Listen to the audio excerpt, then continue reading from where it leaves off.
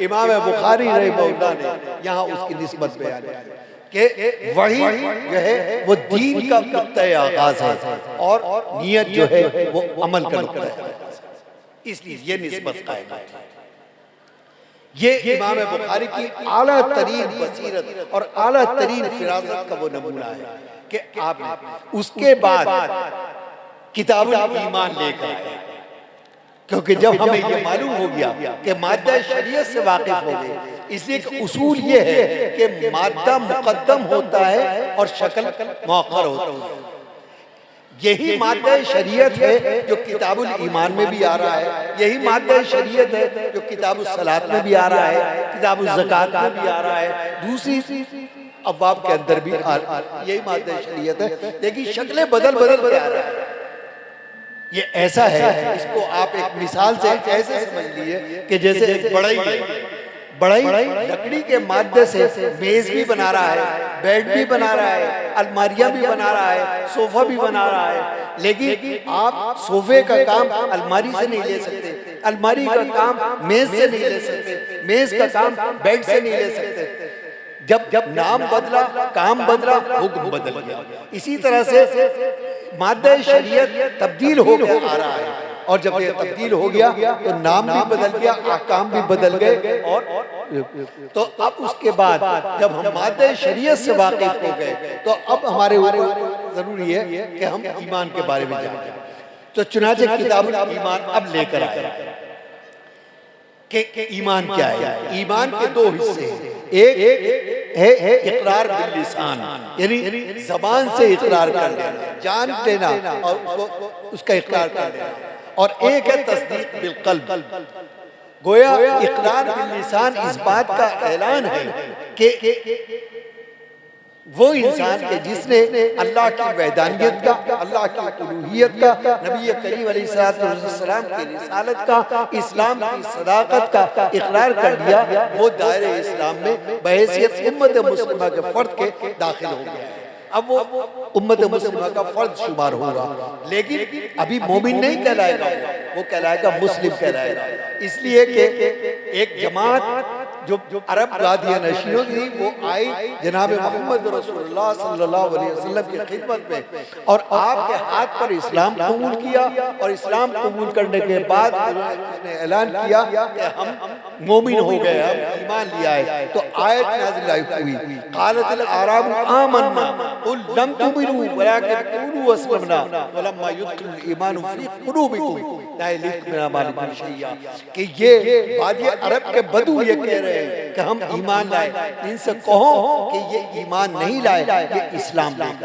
गोया इकरार बिल लिसान जो है वो इस्लाम लाना है, और ईमान वो है कि जब दिल उसकी तस्दीक कर दे और दिल के अंदर अमल का दाइया पैदा हो जाए, क्योंकि अमल का दाइया उस वक्त तक पैदा नहीं हो सकता कि जब तक के दिल तस्दीक ना करे।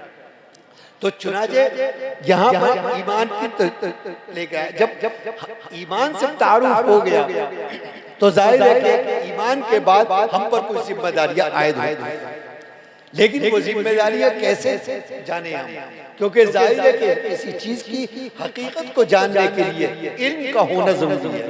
इल्म के बगैर आप किसी चीज की हकीकत को नहीं पहचान सकते, न जान सकते हैं।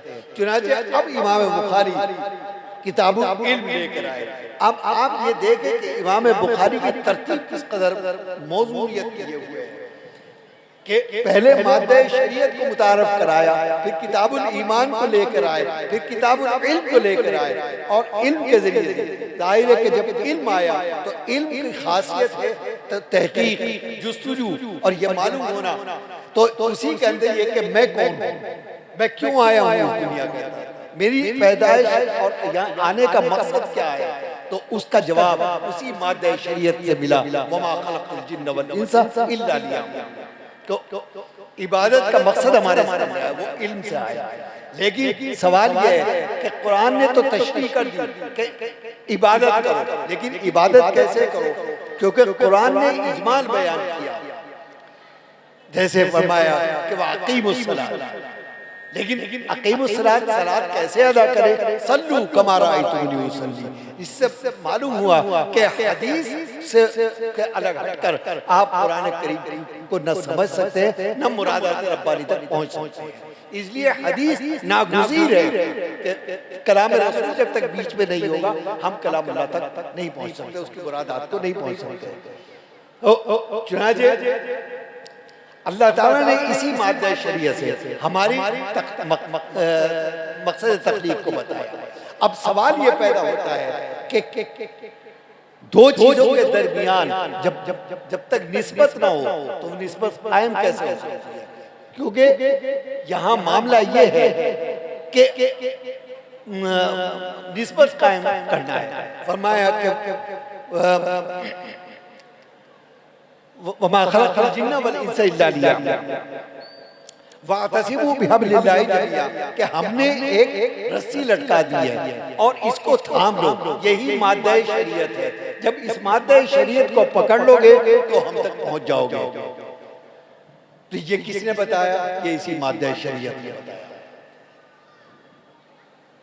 अहले इल्म कहते हैं कि तीन ताल्लुकात हैं, तीन ताल्लुकात है। उन तीन ताल्लुकात को अगर किसी ने समझ लिया, जान लिया और जानकर अपनी जिंदगी में दाखिल कर लिया तो गोया उसने ईमान के तकाज़ों को पूरा कर दिया। पहला ताल्लुक है ताल्लुक माल्ला, दूसरा ताल्लुक है ताल्लुक माल खल्क और तीसरा ताल्लुक है ताल्लुक माल नफ्स। ताल्लुक माल्ला के मेरे और मेरे अपने अल्लाह के दरमियान क्या निस्बत होनी चाहिए?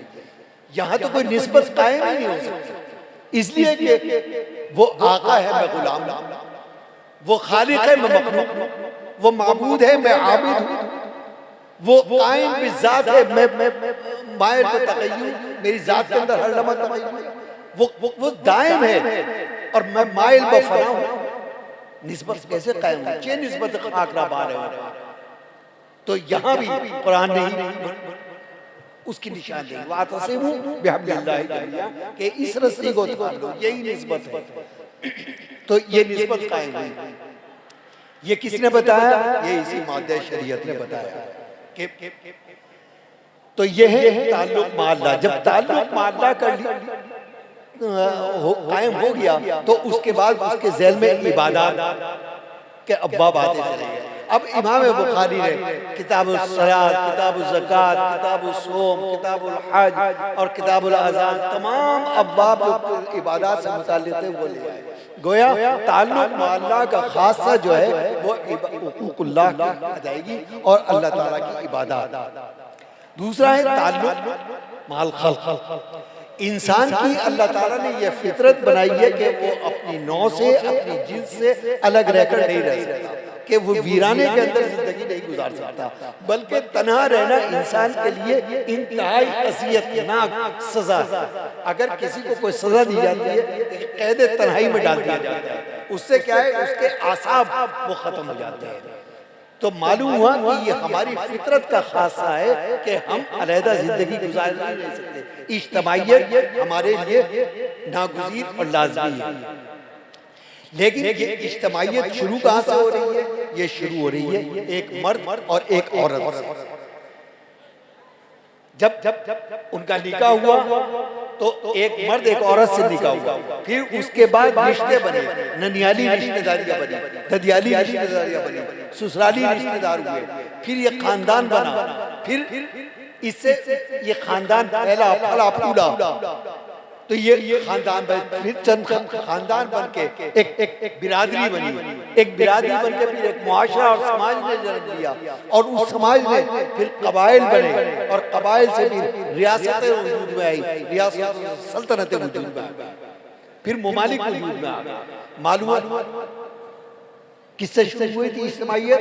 दो अफराद से। इन्ना खलक़नाकुम मिन ज़करिन व उन्सा वजअलनाकुम शुऊबन व क़बाइल लिताअराफ़ू। कुरान ने इसी तरतीब को बताया। तो इज्तिमाइयत तो जाहिर है कि इज्तिमाइयत का तकाजा ये है कि हमारे एक दूसरे से मामला भी पड़ते हैं। जाहिर है कि कोई इंसान ऐसा नहीं कि जिसका दूसरे से मामला ना पड़े।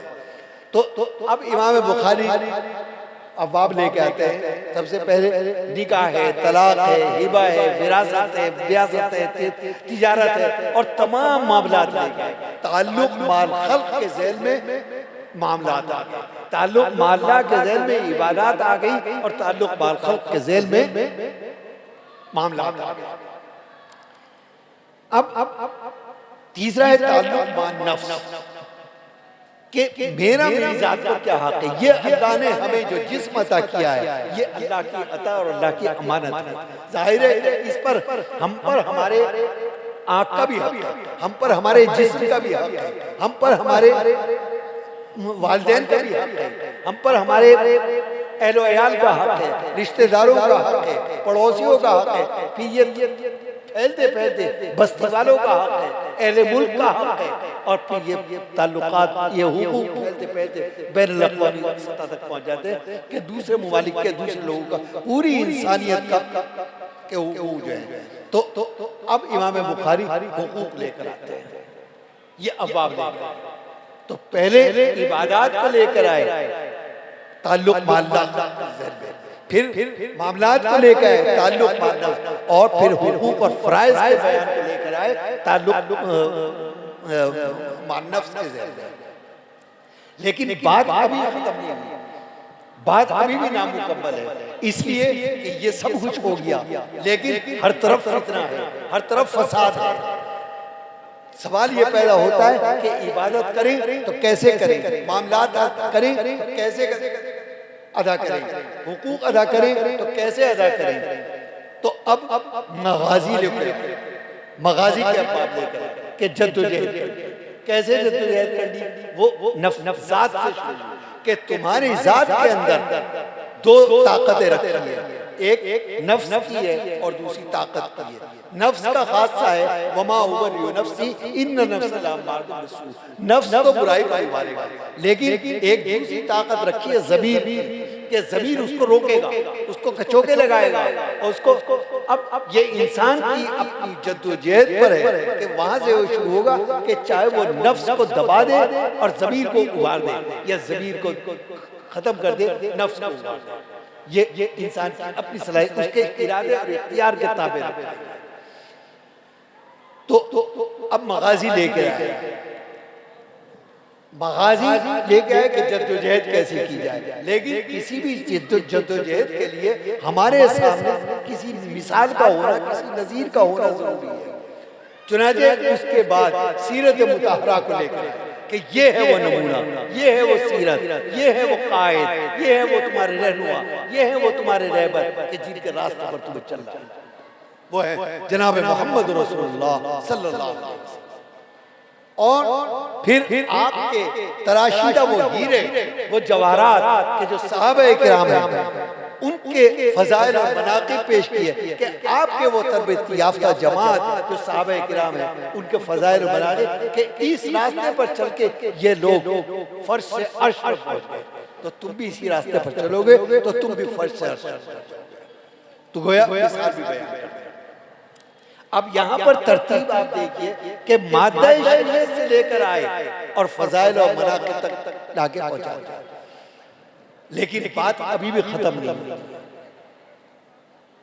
बात क्योंकि इंसान की फितरत है कि इंसान हरीस वाक़िअ है, इंसान कोई भी अमल, कोई भी फेल, कोई भी हरकत, कोई भी सुकून उसका उस वक्त तक नहीं हो सकता कि जब तक उसको उसका नतीजा मालूम ना हो कि मुझे क्या मिलेगा। मसलन एक मजदूर सुबह से शाम तक मेहनत करता है तो उसे ये यकीन है कि शाम को उसको उसका हक़ मेहनत मिल जाएगा, तो वो हक़ मेहनत का यकीन जो है वो उससे मेहनत कराता है। लेकिन अगर उसे ये मालूम हो कि पता नहीं मिलेगा कि नहीं मिलेगा, मिलेगा कि नहीं मिलेगा, तो फिर उसके अंदर वो तहरीक पैदा होगी। लिहाजा ये जो हम शुरू से आखिर तक मेहनत करते हुए चले आ रहे हैं तो कोई नतीजा तो मुरतब होना चाहिए। अब नतीजे दो तरीके से होते हैं, एक नतीजा तो वो है कि जो हम अपने आप से और अपनी अक्ल से मुतय्यन करें। जाहिर है कि हम महदूद, हमारी अक्ल महदूद, हमारी सोच महदूद, हमारे फैसले महदूद। जाहिर है कि हम अगर कोई नतीजा मुरतब करेंगे या नतीजा उसका बयान करेंगे तो वही नतीजा होगा जो इसी जिंदगी में खत्म हो जाएगा। लेकिन मसला ये है कि जब अगली जिंदगी आने वाली है, जो मुस्तकिल जिंदगी है, तो वहां पे खाली हाथ रहेंगे। लिहाजा हमने नतीजा अल्लाह के सबूत के दिया कि अल्लाह आप अपनी शान के मुताबिक नतीजा बताओ। तो अब इमाम बुखारी ये आखिरी हदीस दी है और दुनिया से चले और आखिरत के नतीजे पर कलिमतान हबीबतान खफीफतान अला लिसान सकीलतान फिल मीज़ान सुभानअल्लाह व बिहम्दिही सुभानअल्लाह। तो आपने देखा कि नियत से चले और नतीजा कहाँ लागा, क्योंकि नियत एक ऐसी चीज है कि इंसान नियत करता है लेकिन फरोग इंसानियत में इसकी अहमियत सबसे ज्यादा है। ये सिर्फ आपकी जात तक महदूद नहीं है। इन्नमल अमालु बिन्नियात, जब यहाँ पर ये कहा तो गोया कि जब इंसान की नियत दुरुस्त हो गई तो उसकी हकीकत समझ गई। जब इंसान की नियत दुरुस्त हो गई तो उसकी हकीकत समझ गई, और जब इंसान की हकीकत समझ गई तो उसका अकीदा दुरुस्त हो गया, और जब इंसान का अकीदा दुरुस्त हो गया तो उसके अमाल आरास्ता होता है, और अमाल की आरास्तगी का नाम ही इंसान। ये है गोया बात नफ्स ज़ात से चली थी और कल्ब कायनात तक उसके असरात मुरत्तब हुए। यही सूरत आखिरी हदीस की कलिमतान हबीबतान खफीफतान अला लिसान सकीलतान फिल मीज़ान सुभानअल्लाह व बिहम्दिही सुभानअल्लाहिल अज़ीम के इन चार कलमों को अल्लाह ताला ने के पहली सिफत बयान की कि खफीफतान अला लिसान के ये अरबी ज़बान के जुमले, ये अल्लाह की ज़बान है, ये जन्नत की ज़बान है, ये वो ज़बान है कि जो आदम अलैहिस्सलाम को सिखाई गई। एक तहकीक के मुताबिक आदम अलैहिस्सलाम की जब तख्लीक हुई और आपको फलाइका के सामने पेश किया गया, अल्लमा आदम अल-अस्मा कुल्लहा, तो आदम अलैहिस्सलाम ने तमाम अशियाए कायनात के नाम बताए जो क़यामत तक आने वाली थी, और हर नाम जो है एक अलग उसलूब में, एक अलग अंदाज में, एक अलग तरीके से उसको बयान किया, और हर तरीके से, हर उसलूब से अल्लाह ताला ने एक नई ज़बान पैदा की। ये करोड़ों अरबों खरबों ज़बानें जो दुनिया के अंदर है, ये अरबी की पैदावार है। गोया अरबी ज़बान जो है वो उम्मुल लुगात है। फिर इसके माना इस कदर वसी है कि दुनिया की किसी जबान के अंदर वो सलाहियत नहीं है, क्योंकि कुछ खुसूसियात वो हैं कि दुनिया की कोई जबान इसका मुकाबला नहीं कर सकती। अल्लाह ताला के मौजज़ात का तहम्मुल करने वाली अगर कोई जबान है तो वो सिर्फ अरबी जबान है। इसलिए इसका नमूना हमारे सामने है कि कुरान करीम एक बच्चा हिफ्ज़ कर लेता है, 7-8 साल का बच्चा जो है वो हिफ्ज़ कर लेता है, चाहे वो मशरिक़ का रहने वाला हो, मगरिब का रहने वाला हो, दुनिया के किसी भी मुल्क, किसी भी तहजीब, किसी भी जबान से उसका ताल्लुक हो, लेकिन जब कुरान पढ़ेगा तो एक ज़बर-ज़ेर का फर्क नहीं आएगा। ये है कि तहम्मुल करने की जबान जो है।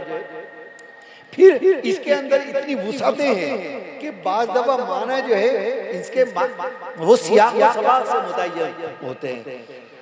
अल्लामा शहाबुद्दीन कस्तलानी ने एक बड़ा अजीब व गरीब वाक़या लिखा है।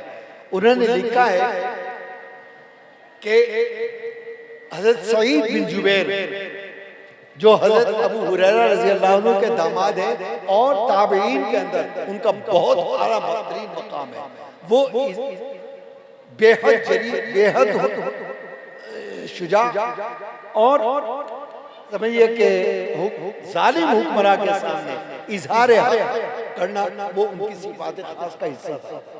ये हज्जाज बिन यूसुफ का दौर है जिसने हजारों अफराद को तह कर दिया। उसने सहाबा किराम को नहीं छोड़ा, उसने ताबईन को नहीं छोड़ा, उसने तबे ताबईन को नहीं छोड़ा। तो लोगों ने ये कहा हजरत सईद बिन जुबैर से कि हजरत आप ये तनकीद बंद कर दीजिए उस पर, इसलिए कि ये बात अगर उसके कानों तक पहुंच गई तो लामहला वो आपके लिए कत्ल का हुक्म दे देगा, और आपका ये जो इल्मी फैज़ है ये हम सब महरूम हो जाएंगे। लेकिन वो अपनी तबीयत से मजबूर थे, वो हज़रत अबू हुरैरा के परवरदा थे। नतीजा वही हुआ कि उसको उनको गिरफ्तारी का वारंट जारी हो गया और हज्जाज के सिपाही उनको पकड़ कर ले गए। सूरत ये है कि हाथ बंधे हुए हैं, पाँव में बेड़ियां पड़ी हुई हैं और पूरा दरबार भरा हुआ है। लेकिन सजाए मौत का हुक्म देने से पहले हज्जाज ने उनसे पूछा माज़ा रायुका अन्नी, कि तुम्हारी मेरे बारे में राय क्या है। उन्होंने अजीब व गरीब राय क्या दी। उन्होंने कहा अंत आदिल अंत कासित, अंत कासितुन अंत आदिल। अब इसके अगर लुग़वी माना लिए जाए तो लुग़वी माना ये है, इस कहते हैं मसावात करने को, और अदल कहते हैं इंसाफ करने को, कि आप आदिल भी हैं, मसावात भी करने वाले हैं, और तो मुहासिन बयान करते हैं। तो लोगों को हैरत हुई और ये ख्याल हुआ कि मौत का सामना जब होता है तो बड़े बड़े अच्छे अच्छे को देखा कि उनके पांव फिसल जाते हैं,